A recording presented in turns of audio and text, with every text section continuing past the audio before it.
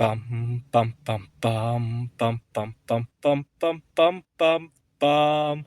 The Peter Dislike Show.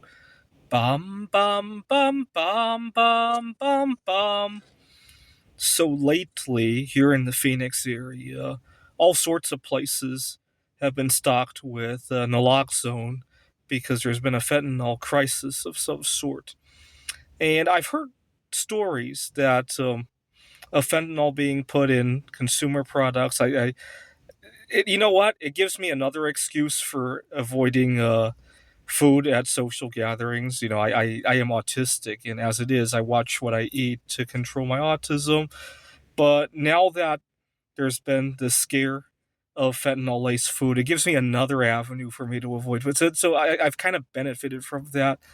But nowadays, when I go to the store, I'm much more vigilant about possible product tampering, right? I used to be very casual. I really didn't think, like, I'll go get some tea and I'll make sure that the seal is still on the bottle. It's a good habit to get into anyway, aside from fentanyl issues. But I have a very addictive personality.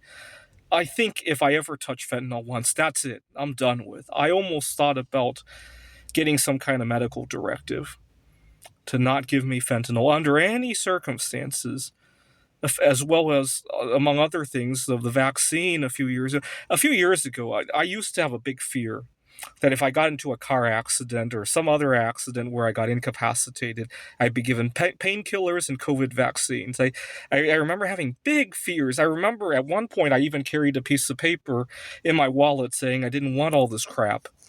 At the height of the vaccine push, at least, I remember having a card with information on that I carried everywhere. I even wrote on my arm in permanent marker, "No vaccines," on both arms. At one point, I can't tell you how long. I must have kept that on my arms for almost a year, if I remember correctly.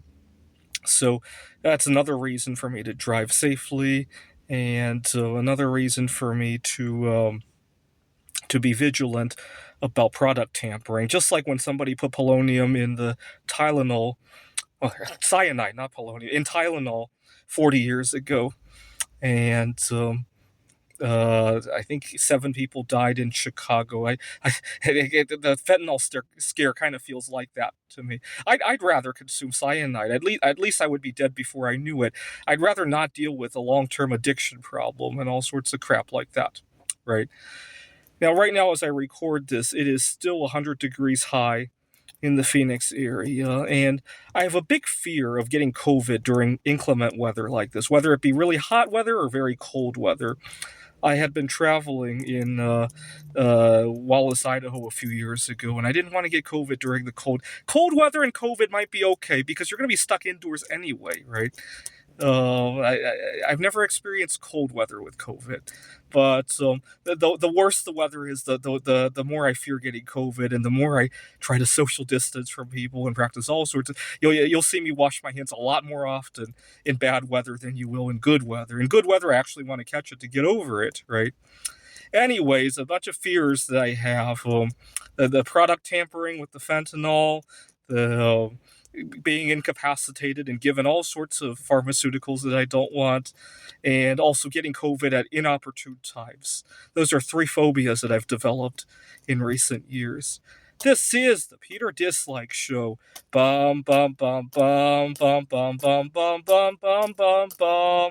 The Peter Dislike Show.